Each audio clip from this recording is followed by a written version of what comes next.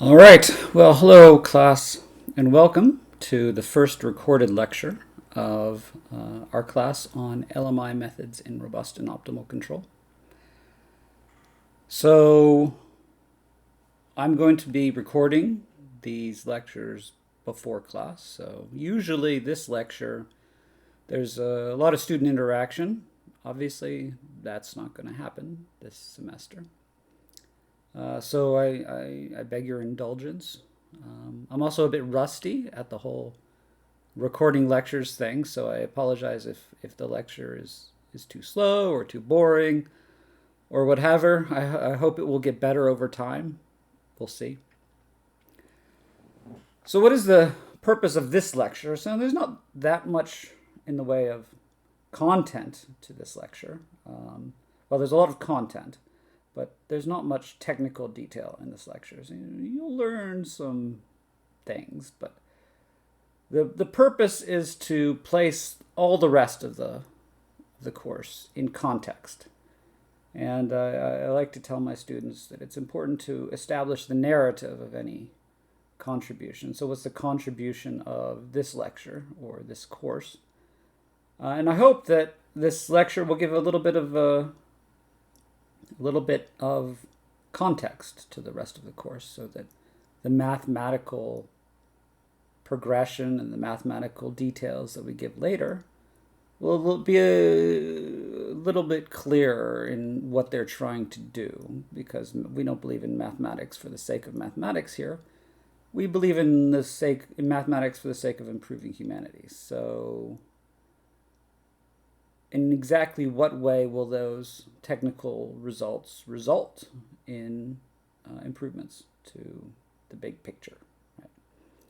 So to understand that, I'll be framing the big picture. So before I do that, I'll introduce myself. So who am I? Well, my name's Matthew Pete. I guess it's not actually on this slide, but that's who I am. For reference, all of the lectures will be posted. The slides of these lectures will be posted on my website, which is conveniently entitled control.asu.edu here. In fact, actually, you can click on it, and it'll bring you to my website. And this has all my research stuff on it, so you can scroll down and see all my papers and little descriptions of them if you like. But more importantly, and more relevant to you perhaps, is here on the left, we can click on courses. And if we click on 598 here, this is our course. Right? So make it a little bit bigger. This is our course, and you'll find useful things like the lecture slides here with the lectures that we're going to be given. The syllabus, that's actually an old syllabus. I probably need to update it. Some software tools that we'll be talking about much later in the course, actually. Only in the last third we'll be using this. And our wiki book, which, again, I'll talk a little bit more about that later. All right. So convenient source of information here. I don't post the videos on this website, but you'll be getting the videos in other ways on Canvas, and I think I'm going to be posting these on YouTube as well. So there you go. So close that. Go back here. Right. Okay. So that's my website. I'll just put my name here. Matt Pete, that's me. Right. Put my middle name there. M stands for, by the way, Monig. I think that's a Irish name or something like that. I'm not exactly sure. In any case, so who am I? So obviously I have some expertise with LMI methods, but I don't want to get you confused. This is not a course on my research, right? This is a course on LMIs per se. And more broadly, we can just cross that out in optimization-based methods for control. Right. So my research expertise So encompasses several sort of, this is the more technical side. Technical aspects, the mathematical questions. And as I said, mathematics, we don't do it for the sake of mathematics. We do it for the sake of solving problems. And the problems, the particular models that I focus on are given over here. So I can go through a few of them. So nuclear fusion, right? Nuclear fusion, if you don't know what nuclear fusion is, that's where you take very light atoms such as hydrogen, deuterium, tritium, very small little single proton atoms. And here's one, put another one over there, plus, plus. And naturally, these atoms tend to repulse each other, right? Because they both have positive nuclei. First of all, you heat the whole thing up to like 10 million degrees. You heat it up to a sufficient temperature where the little electrons here buzz off, and it becomes a plasma. And in that case, right, you have these nuclei here, these two positively charged nuclei, and they want to stay away from each other, which is what usually happens with the electromagnetic force. But if you combine, get them close enough together, then it turns out that the strong nuclear force takes over, and these two suckers here combine to form a helium atom. Well, the nucleus of a helium atom. In that energy potential, right, looks something like this. Right. So there's a big bump here, the Coulomb barrier, due to that electromagnetic repulsion. But once you get beyond that, right, there's a lot of energy released by the strong nuclear forces. The atoms combine into a helium nuclei. The problem is, of course, you got to get them close enough together, and well, one way to do that is like gravitation in stars. So that gravity pulls these atoms together through gravity. Unfortunately, we don't have suns floating around in our laboratories, so we don't have access to the gravitational force. So that's a problem. So what do we do instead? Well, we could make them like very dense or something like that.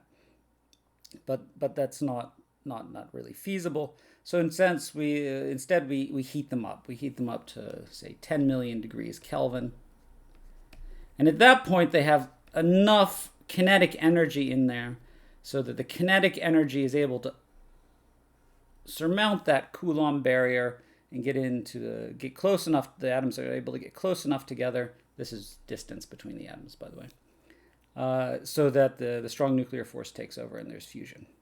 What's the control problem here? Well, the control problem is this is basically a plasma, a gas, basically a gas, behaves like a gas, except it's positively charged.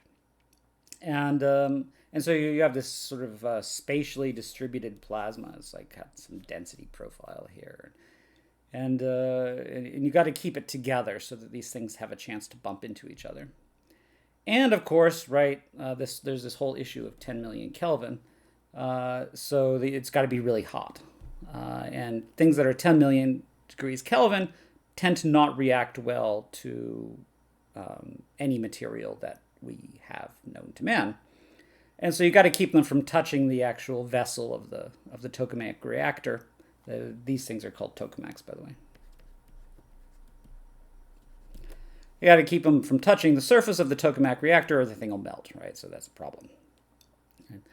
So how do we do that? Well, we use magnetic fields, right? So if the charged particles are moving this way, and you can create a magnetic field this way, well, use the right-hand rule, magnetic field, motion of the particle, and the resulting force.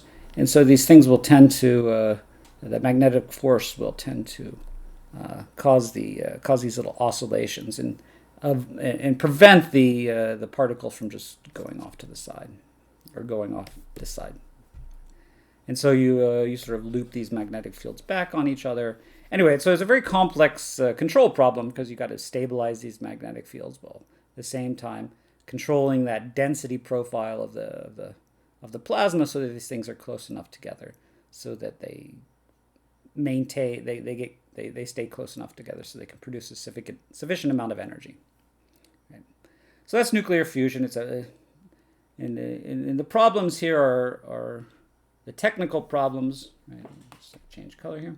Technical problems. Well, what are they? Right. Well, first of all, right, the spatially distributed part. Right. The plasma is governed by a PDE. If you look at Maxwell's equations, right, they're PDEs. Right. So that's a problem. The tokamaks are also nonlinear, so there's a bit of nonlinearity here. The dynamics are nonlinear. Maxwell's equations are nonlinear, so that's a problem.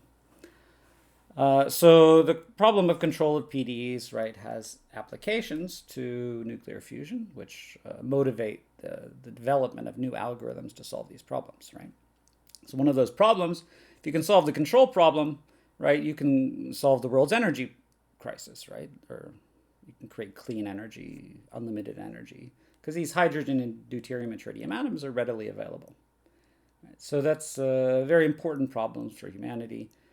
Come down to mathematical problems that, of course, we'll address partially in research and in this lecture, this course. All right, so that's nuclear fusion. Erase some of this stuff. Get some space here. Other problems which we consider, we've got immunology here. So this is an interesting problem because it's the problem of how the body regulates, how the body controls. There are control systems everywhere, and that's a sort of a theme I want to emphasize in this course. The control systems are everywhere once you know what to look for. Right? Optimization and control problems are ubiquitous. Right? So immunology, right? You've got a human here. That's my human. He encounters a COVID virus or something like that. It starts multiplying in his body, or her body, sorry, for the gender pronouns there. So it starts multiplying in his body. So the body, what does it do? Well, it has to have sensors, right, which detect something's going wrong. In particular, what's going wrong, what's replicating out of control. It's got to decide that this is a problem. This is a control problem. So any control system has sensors, has to have sensors. It has to have a controller, so some mathematics underneath. And it's got to have an actuator, an actuation. And the actuator, in this case, is our T cells, right? And the T cells themselves, they're partly the deciders, but they also have actuators themselves, such as B cells, macrophages, and so forth. Macrophages. I don't know if there's an abbreviation for macrophages. So there's a control system, sensors, actuators, and we want to look at this part of the problem. Right? It's very nonlinear. It's a positive system, meaning you can't have negative cell counts, obviously. And there's other issues as well. So the same issue is for cancer, for example. We all get cancer all the time, but usually our control system inside the body eliminates it. And so what goes wrong in cancer, and how can we fix that? Also for allergies, autoimmune disease, all sorts of things. So the immune system is a big control system in your body, and tweaking it allows us to solve very important practical problems, such as curing cancer. We have some other things here. How to program your thermostat to minimize your electricity bill, very practical problem. Power distribution, right? How to use models of the weather to account for the fact that solar power will change over time, wind power changes over time, and how to minimize the risk of, say, power outages, right? So minimizing stuff.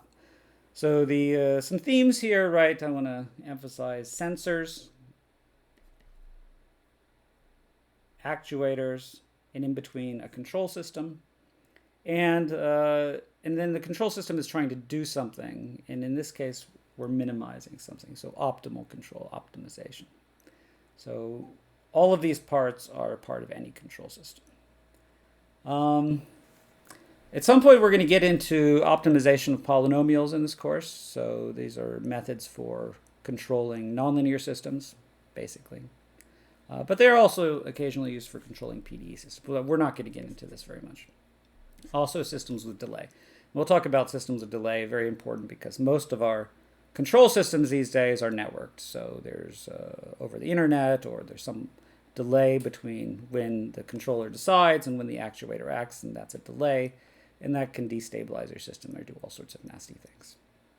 All right, so we got lots. I have lots of papers in nice journals on these topics, but again, this is not a course on my research, obviously, but just to give you some idea of my expertise and my qualifications for teaching this class, I guess. Background, I graduated from UT Austin. I had some degrees in physics and aerospace engineering. Those were my degrees. I have a MS and a PhD from Stanford. So Stanford's a lovely place. Did a postdoc in Paris at the Institut National pour les Recherches en Informatique et en Automatique, otherwise known as INRIA, very important distributed research institute in France. I have lots of grants, one of which is a career award. So I've got many millions of dollars in grants. Okay. This is my office, which you will probably never see the inside of unless the COVID situation changes. All office hours are through Zoom, so we'll see. I also have a lab in the Goldwater Center building, which is just across the street, sort of. So that's me. Oh, by the way, I should have dealt with that. Actually, maybe I'll deal with that real quick. No, I think we're okay. The slides will update the page numbers that aren't appearing here. So what are the textbooks we use for this class? Well, there's not really actually a great selection of textbooks for LMIs in control. Why is that? Well, that's a difficult question to answer. I like to think it's because people who study LMIs are too busy doing research to write controls textbooks. Maybe in 20 years we'll have some decent LMIs and controls textbooks, but for the moment, the best I seem to be able to find is this one by Duan and Lee, which is the required textbook for this course. And there are presentation of most of the class, at least the first half, and the robust control parts were more or less parallel the Duan and Lee. Duan and Yu textbook. Yeah. So do have that textbook available. So that's it's not online, unfortunately. There is no prerequisite for this class. I should state that in advance. We're going to go fast in this class, but there's no prerequisite. So you can maybe a course in undergraduate controls would be very useful, but technically, I intend to cover everything that we will need in this course. So no official textbook. If you're having trouble, however, with basic concepts in state space, so there's a course MAE509 in this department, which covers sort of the first third of this class in a way. And we're going to sort of blow through that material fairly quickly. And if you have problems keeping up with that, write a good textbook to look at. I like it very much, the Williams and Lawrence textbook on linear state space control systems. So when I teach, which is very rarely now, 506, I use this textbook. I think it's very nice. And I more or less follow the outline in it. So give it a smiley. 5 stars in today's jargon. Duan and Lee, do I have to give it a star rating? Okay, I won't. Duan and Yu, I don't want to upset those guys, but maybe not 5 stars. I will give 5 stars, however, to anything Stephen Boyd has written. Big fan of Steve Boyd here. I'm saying this online, so I hope that it doesn't embarrass me at some point. But yes, Steve Boyd is a bit of a hero of mine. And one of the reasons he's such a hero of mine is because he posts everything online, right? He's a professor at Stanford. I took his course at some point on convex optimization, but he posts all of his books online. He must get some he must be a very good negotiator with his publishers. But they let him post online. So you can actually just click on this link here and download the entire textbook. Well, this isn't a textbook. This is more like a list of LMIs. Speaking of lists of LMIs, there's another list by Ryan Caverly and James Forbes, which I won't talk about today, but it exists. It's also on the Canvas site, Caverly and Forbes, which is a little bit more up to date. This is pretty old. It's like 2001. Right. So see Canvas for that.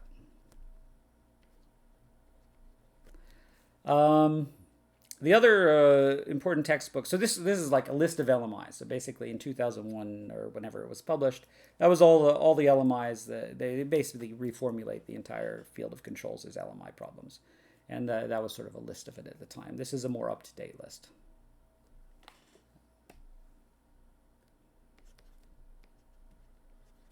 Modern, and we're going to say that's old. Yeah, so obviously this is also online, so I apologize to Steve Boyd to saying his textbook is old. So sorry about that, Steve. So that's LMIs in controls. A pure optimization textbook, right? So we cover optimization almost as the same as controls, right? So if you're doing optimal control, you're optimizing something.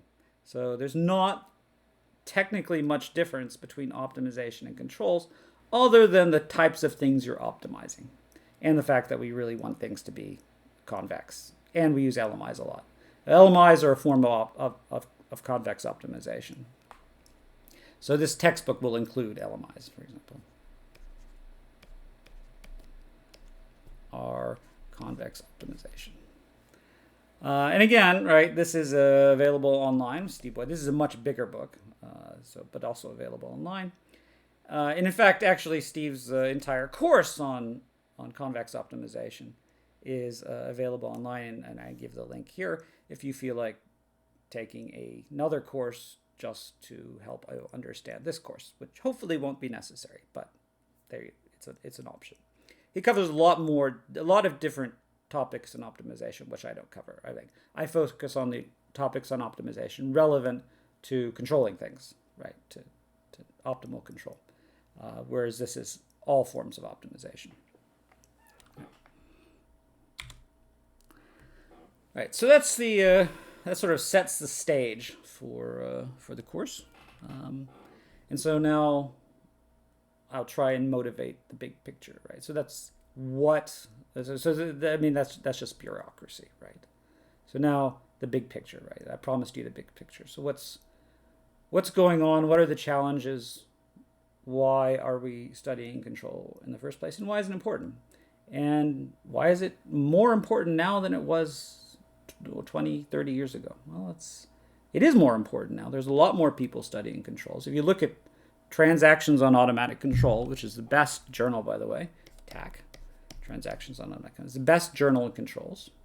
If you look at the size of TAC, the physical size from when I started, the number of pages per issue, to now, I would say it's about 8 to 10 times the size. So there's 8 to 10 times as many journal articles appearing now, it seems like, I've looked at some of these issues, as there were when I started, which was 2004, so 2004, right?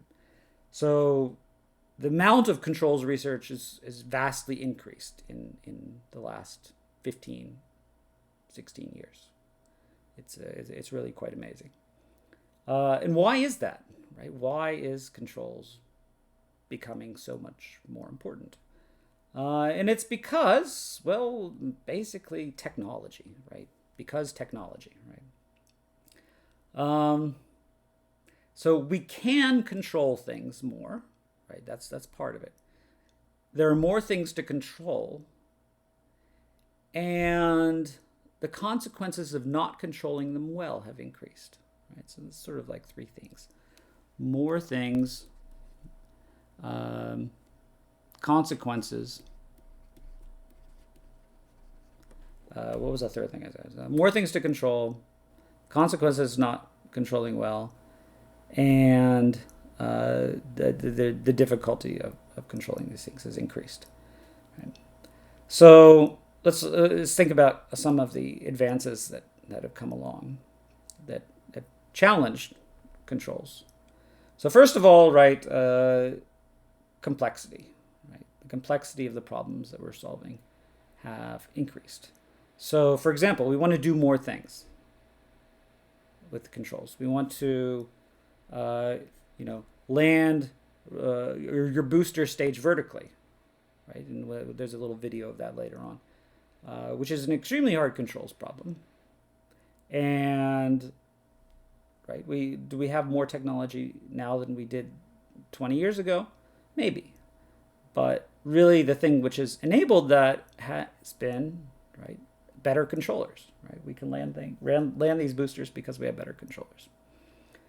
Moreover, controllers appear more often. Right, things have become more digital. Right, so I guess I can say digital. Add that in. So if we look at, say, well, actually, this is not a Mercedes, but if you look at a Mercedes car, right, they have, if you want to, I mean, I don't have a Mercedes, just to be clear, right? I'm not plugging Mercedes. I have no interest in Mercedes. But if you did have a Mercedes, which I'm sure most of you will at some point in your life, not me, I'll never have a Mercedes. But you all will, right? So they have the new Mercedes where they've got these SUVs, right? And right, you got an SUV going around a tight corner, right? That's the problem they face. And you push a button on your Mercedes, and the Mercedes suddenly transforms into a motorcycle, right? So the response of the Mercedes going around the corner behaves like a motorcycle. It leans into the curve. Push another button, it behaves like a car. Push another button, behaves like the ungainly SUV it is. Right? So more demands, I guess, or more features are desired in these vehicles than used to be. And to do that, right, there's so many more electronics than there used to be in these vehicles, right? So there's literally hundreds of mini control systems going on in any Mercedes vehicle, right? So like there's a control system for every little pneumatic spring, what do we call them, the suspension system. Every wheel has a suspension system that enables them to do this, right? The trunk opening has a suspension, has a controller which opens.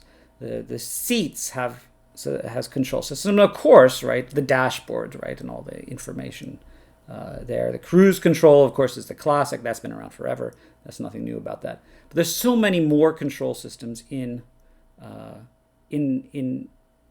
our everyday life, right? You see this. This is my coffee cup.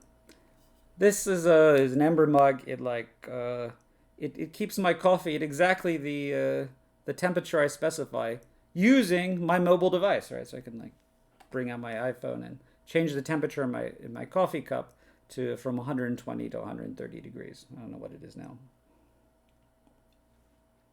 125. Yeah.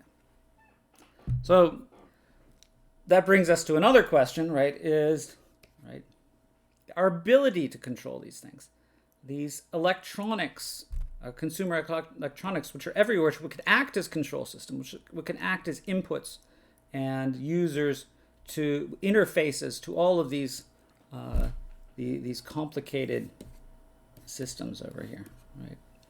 So our desire to control things through apps and mobile devices, this connectivity, which from the mobile device to all these things through Bluetooth, RFID, and Wi-Fi and all this stuff, enables us to control these things. So there's so many more control loops available now than there used to be.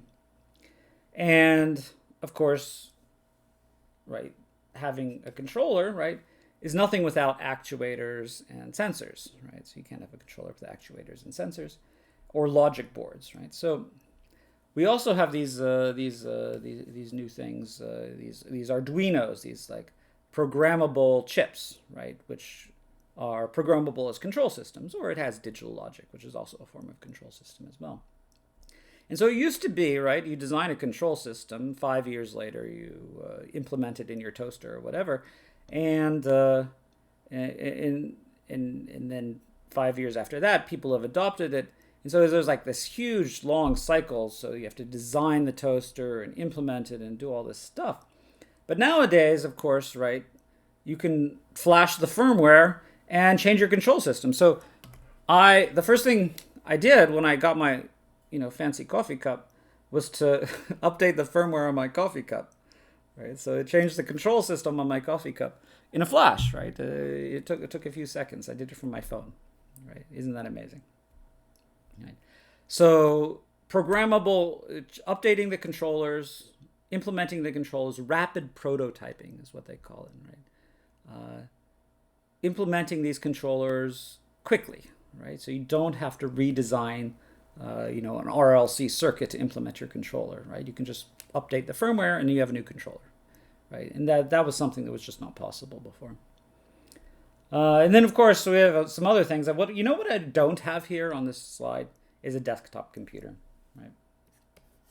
I also don't have an oscope, right? So it's not like these are things of the past exactly, but because obviously I'm recording this lecture from a desktop computer, but they're somewhat beside the point, right? At this point, I mean, controls are not usually controlled anymore through oscilloscope digital, through LabVIEW. It used to be everything was through the old version of Arduino was through LabVIEW. It still is to some extent, and I certainly don't control anything through a fancy desktop computer. But we have these other things, right? So computation has changed a little bit. So if we label this as cloud computing, for example. So desktops, right, really haven't changed much, right? The problem is desktops haven't increased their computational capacity in, I would say, since 2004, or 2002 or something like that. It's been like 16, 18 years since our desktops have gotten any faster.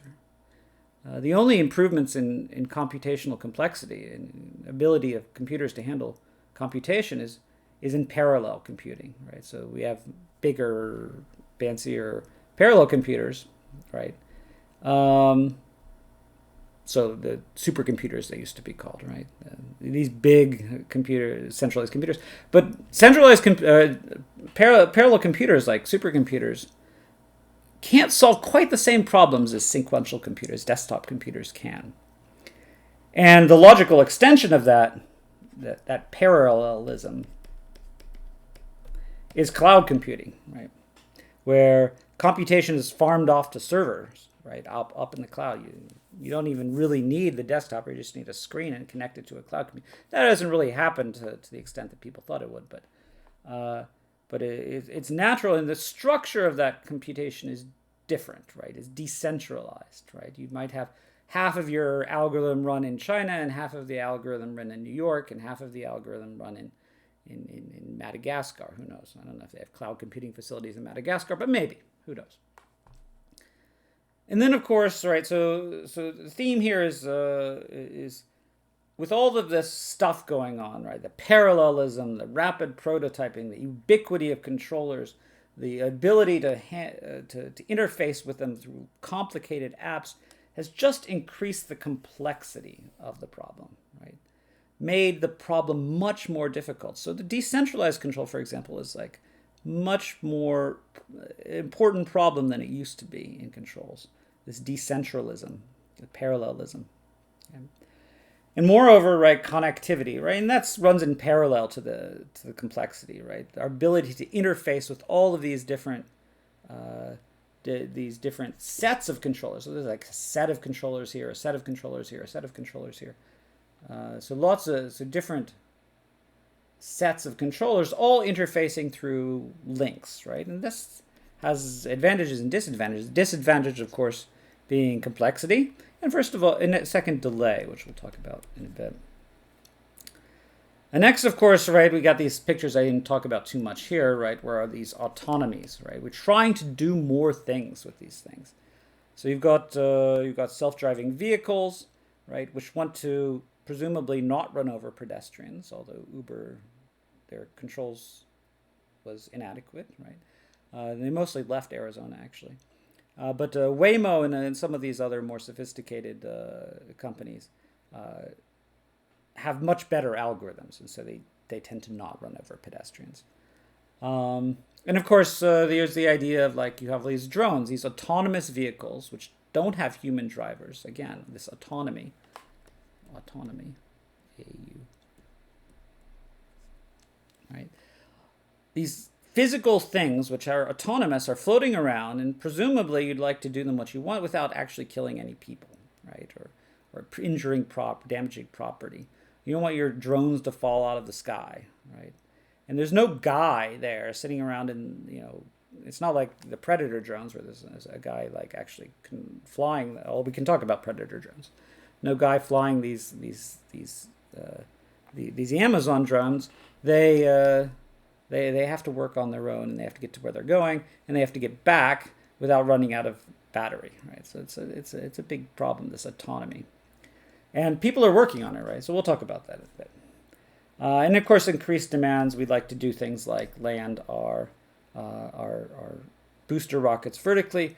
We have this like higher expectations of technology than we used to, right? We expect it to be able to do more things. We expect Star Trek, that kind of thing. Oh, and kudos to my background there. And I think we talked about mobile computing there. So let's get into some of these like sources of complexity. It'd be a little bit vague, so I'll just go over them briefly again.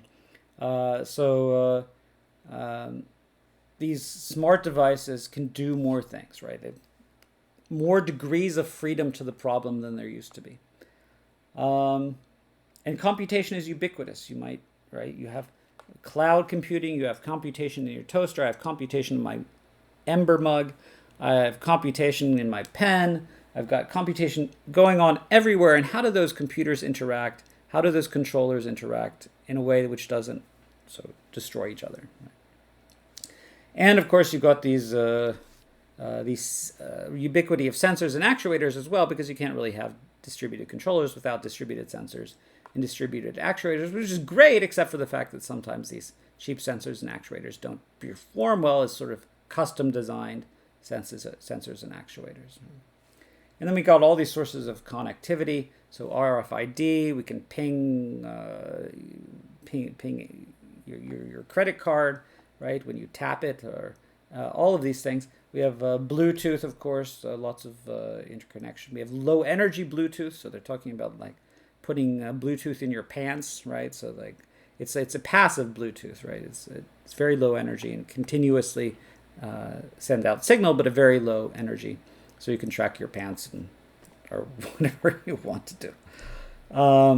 LANs, Wi-Fi, wide area networks.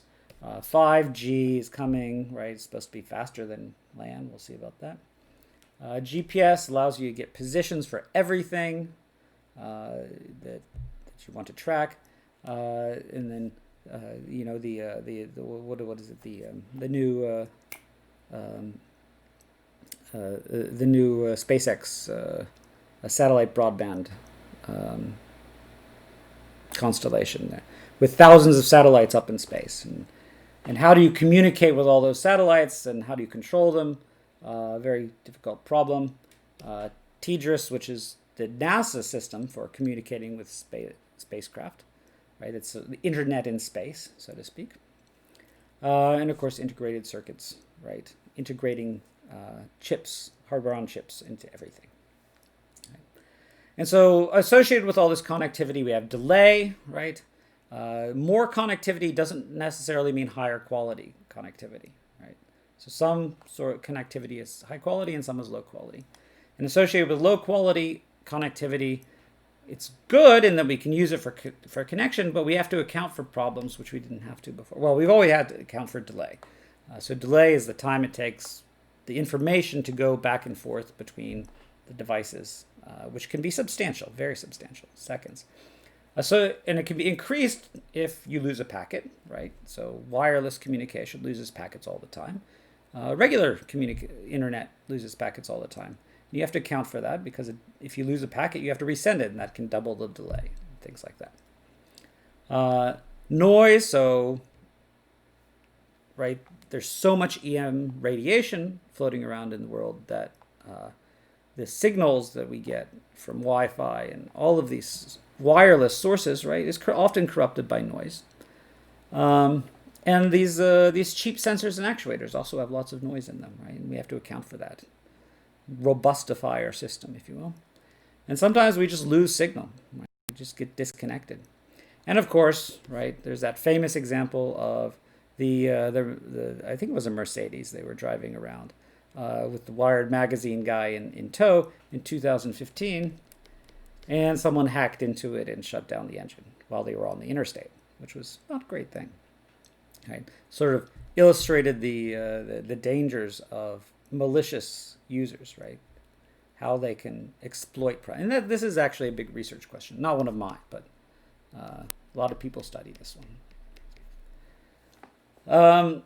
So we have all this capability, all this new technology floating around everywhere.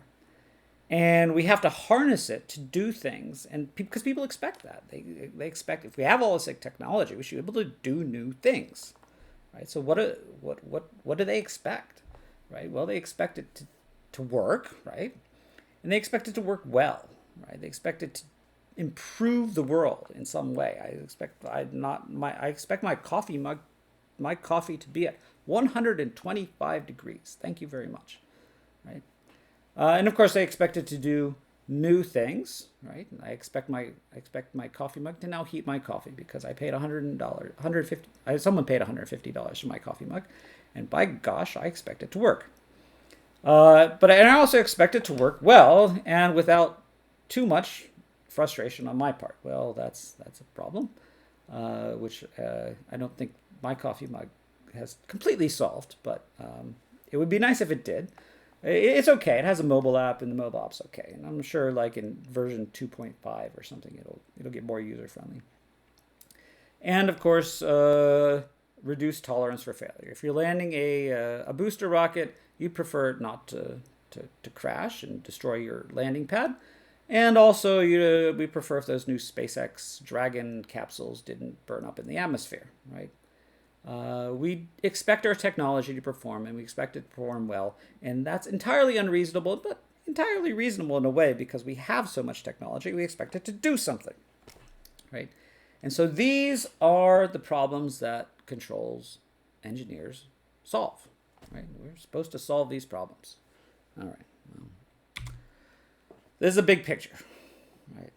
So drill down onto some of these topics a little bit. We've got here space travel, right? One of my personal areas of interest and expertise. Right? What's key in space travel? What's the key question? What do you need? Well, obviously, if we're sending humans into space, we would like them to survive. Used to be, you burn up a few astronauts and okay, fine.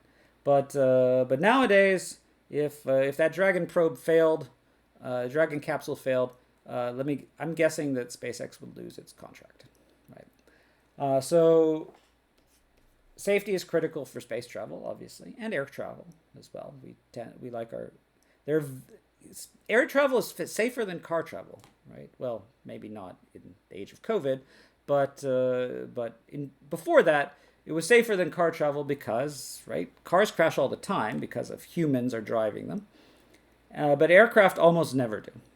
Right? You hear of the few cases where it does, and that's the fraction of people who die, the fraction of cars that crash versus the fraction of planes that crash is much lower. Right? The planes are lower, that is. Right? And of course, in this case, right, we have all sorts of complexity and perturbations because of the fact that these are traveling through space. There's all sorts of radiation and heating and violence going on with the rockets and all. And associated with that is, of course, uncertainty, right? You need to be able to compensate for, a wind gust or something, which would normally maybe blow a spacecraft off course and not allow it to land perfectly. Right? So just to, illustrate some of these like capabilities, I've got like a bunch of links here, right here. So I'll just like bring up a few. Right. Writing's not that easy, but Grammarly can help. Okay, This sorry about sentence that. is grammatically. I don't know, let's just like turn off the sound on all these. So there's the Blue Origin spacecraft landing there, and I think it's going to zoom into the. Right, there we go. All right. Woo! And that's precision for you. This is an early one. This is 2015. It's fairly old. Right. So let's go back to our thing here. Try another one.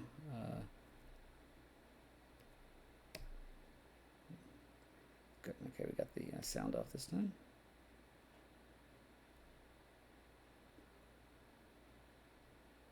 So launch, right, and land. And it's got to like fall down and navigate itself autonomously to a specific spot where it touches down, while not running out of fuel. Big important question there. Don't run out of fuel. And let's see. So what else we got? Those were Blue Origin. And then, of course, they've actually nailed this, right, nowadays.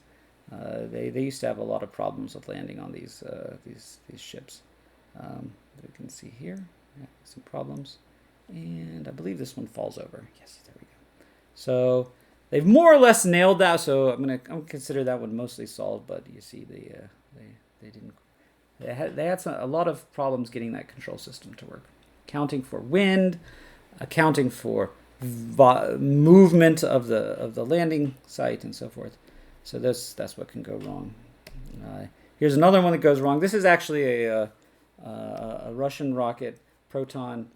They updated the rocket, so it was a new version of the rocket, but someone forgot to update the control system. Right, so it was using the same model of rocket as for the previous one. Here, sorry, I skipped ahead too far. There we go. So it's launching. It's like, oops. A rocket is just an inverted pendulum, so they probably got the period of the pendulum wrong or something. I don't know. But the flight control system was wrong, and so they were saturating there on their actuators, and didn't work out so well.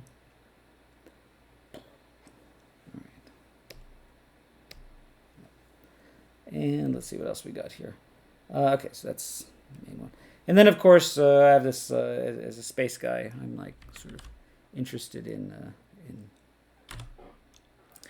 space. So I include the Kepler Space Telescope. The problem there was attitude control. So you have very fine point. This is a planet finder, so they have to keep their attitude very still. It's a big space telescope. And in this case, we had an actuator failure. Two of these reaction control systems failed, and it's really hard to control things with only 2 degrees of freedom in 6-dimensional space. So they were not able to overcome that very well. Except they actually did something. They used another source of torque, which was the solar wind, but even that it didn't work as well as they were hoping. So we got drones, right? And what's the problem with drones, right? You have all these autonomous vehicles, and we can include self-driving cars in that mix as well.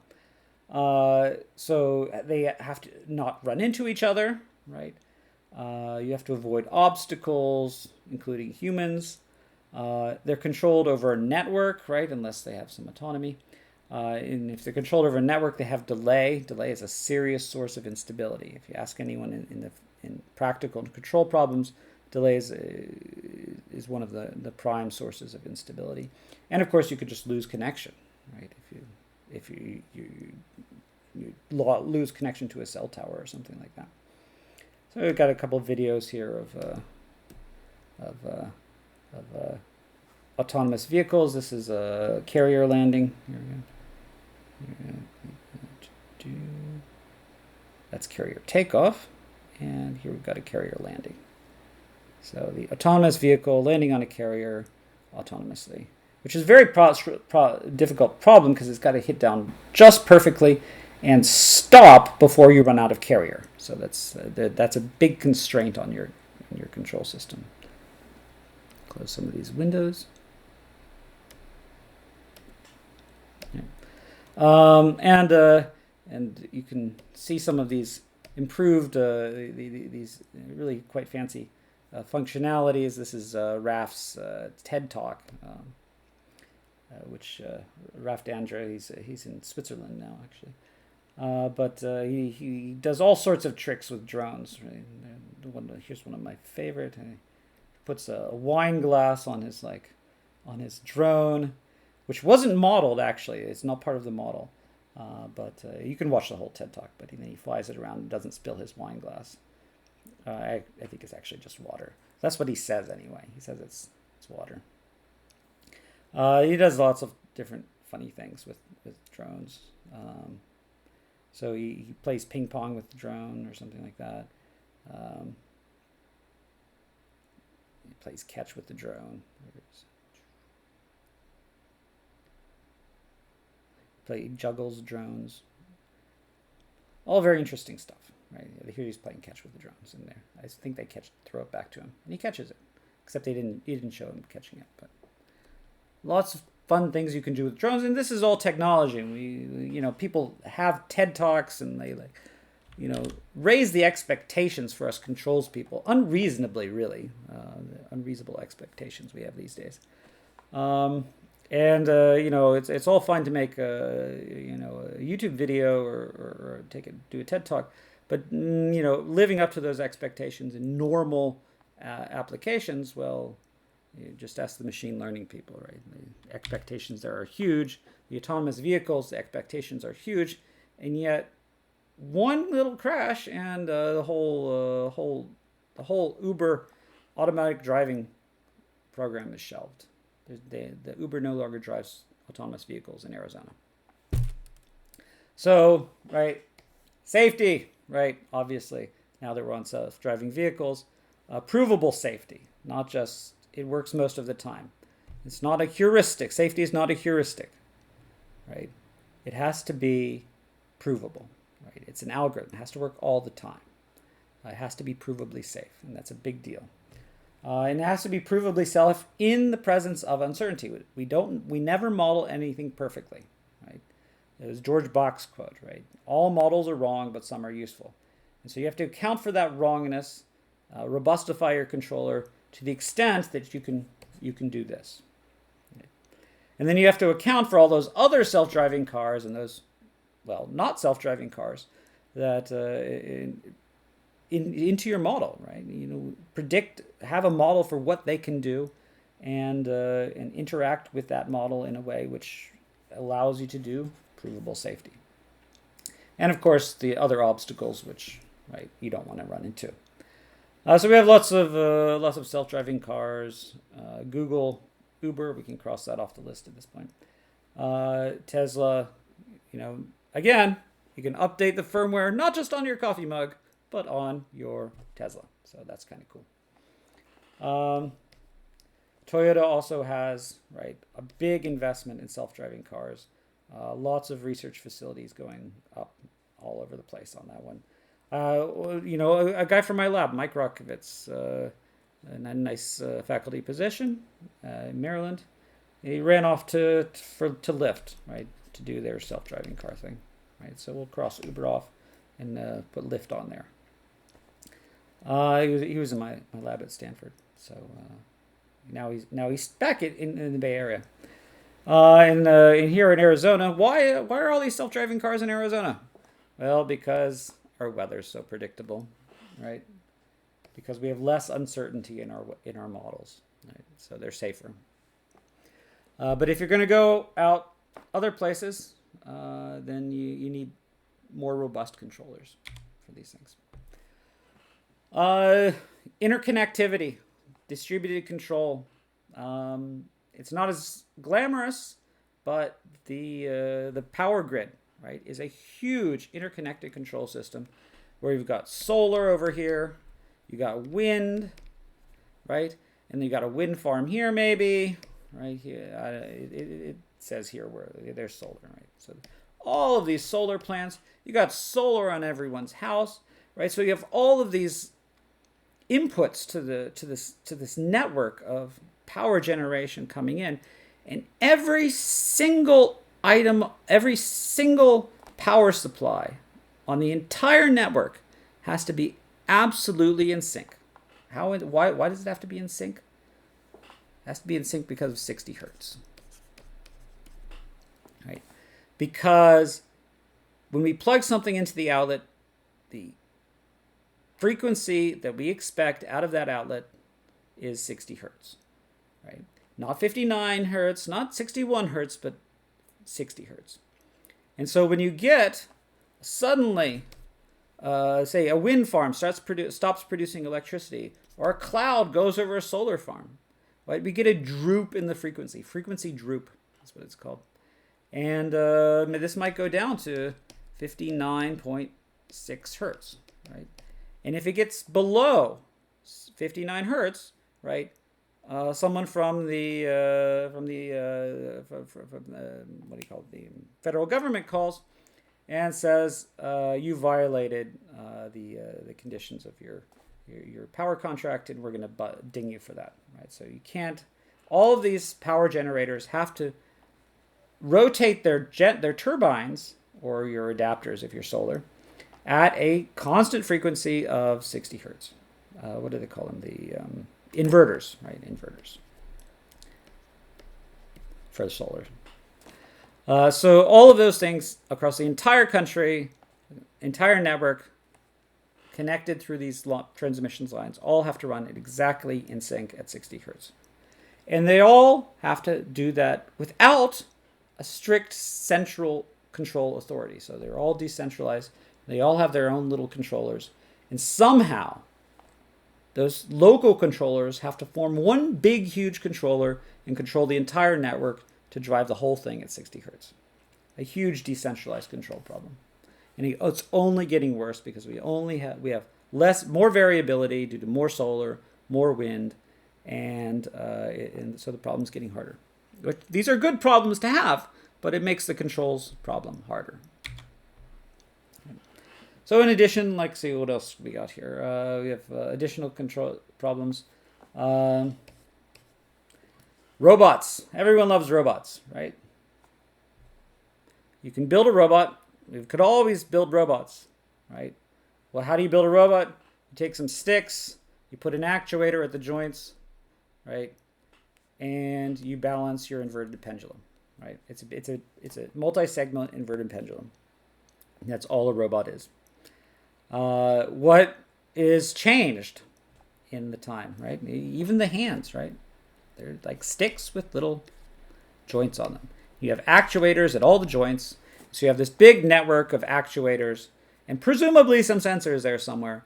And you want to make this robot do what you want it to do. Grasp a coffee mug without crushing it. Walk on snow. All these sorts of things you want these robots to do. But the real problem is a controls problem, right? How to coordinate the actions of these actuators, what electrical signals to send them to make the robot do what you want to do. I mean, it's just Legos other than that. So maybe Legos coupled with an autonomous vehicle, right? Maybe you want some autonomy to tell the robot to go to one direction or another. But that problem, the autonomy problem, is not significantly more difficult than the drone problem. So it's you have each of these agents, and they all have a bunch of actuators and sensors and controllers in there. And the logical extension of that is these soft robots, where you have an infinite number of degrees of freedom, right? So each of these actuators gives you a degree of freedom. Right? And so if you sort of took the logical extension where you shrank these joints down to like a delta x, right? You get a PDE, basically, a smoothly deformable robot, right? A soft robot, if you will. So let's see, I've got some videos here without dwelling on them too much, right? And so they do lots of things, right? Like here's a challenge, walk on snow. a good illustration where it stumbles over here. Yeah, oh, there you go. Sorry. So that's a hard one, right? Because you can slip. And then of course you gotta. This is the autonomous vehicle mode, right? It's like it navigates in an uncertain environment, standard sort of drone kind of stuff. And then you have uncertainties associated with humans. Humans are very uncertain creatures. And I don't know. You can take Spring's class on ethics. She might have a problem with this because this guy is clearly like being very mean to this robot. It's like dragging it around. So I think he's like, yeah, he gives it a big push and knocks it down. I mean, come on, like it's just a robot, you know. So the robot's got to get up, change its mode, detect the fact that it's like fallen down, and like jump up. Yeah. Let's see, where's some other good abusive robot parts in this? Let me see that one. Yeah, we saw that one already. So perturbations, right? Yeah, okay. All right, not very nice. So, but it has to be robust, right? The controller has to be robust so it doesn't fall down and break your robot all the time. Let's see, I've got another one. Where's my screen? There's a robotic worm, right? And this is a virtual, right? So you got a peristalsis robot going on here. And you can see it's smoothly deformable, the shape of the robot, so it can squeeze through these holes and what have you. Right, I'm moving on.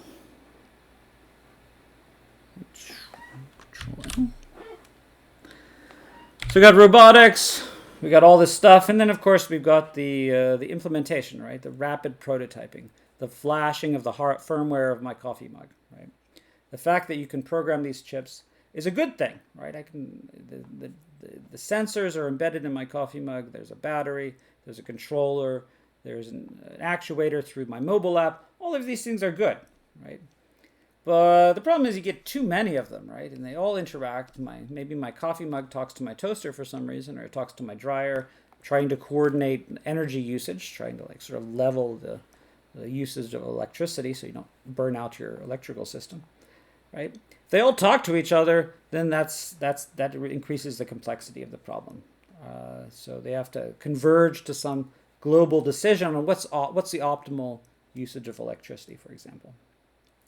And that has other problems as well in that, right, because these things are sort of low cost, right, they tend to be noisy. So the sensors tend to be noisy. Sensors tend to fail. Like sensors are getting better, actuators are getting better, but they still tend to fail. And sensors failure is one of the most common sources of failure in control, as we know from the 737 example, right? Why did those Boeings fall out of the sky? Because of a sensor failure. Right? Because they had a single sensor, right, and fail, which gave you I believe it was the attitude, right? It was an attitude sensor, and it failed. There's my version of a Boeing plane. The attitude sensor failed, and so it thought that it was about to stall. The aircraft was about to stall. I think it was actually maybe it was a speed sensor. It thought that the aircraft was going too low, right? Speed sensor. Thought that the aircraft was going too slow, it was about to stall, and so it forced the nose down on the aircraft so that it wouldn't stall, right? There were actually two of these sensors, and only one of them had to fail to cause this problem. And so this is the problem. What you put a controller system and everywhere, you have sensors, and then you fire all your controls people, right? Boeing, right?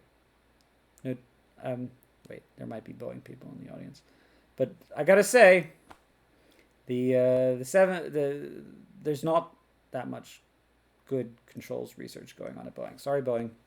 Yeah, but that's a fact.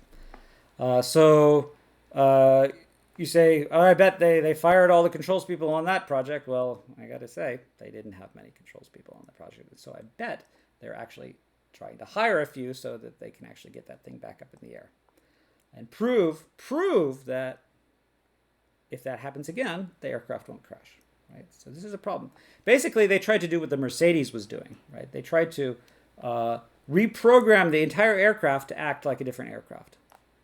And it didn't work. So it didn't work well, and they had to create a hack in the case where it might stall, and the hack didn't work well, right? So dangers of this approach, right? Provable safety is important, right? And you get these logical switching, right? So this is actually an elevator model, right? So you have one control system if there's someone in the elevator, added weight, another control system if it's empty, for example, right? And it switches between those two. And switching between controllers is also a good notorious way of crashing things and breaking them. All right, so that's not the end of this lecture, right? But I'm trying to break these lectures into sort of digestible chunks. So I'm gonna break the lecture here for a minute and then come back to not the big picture of the world, but the big picture of this course in just a moment.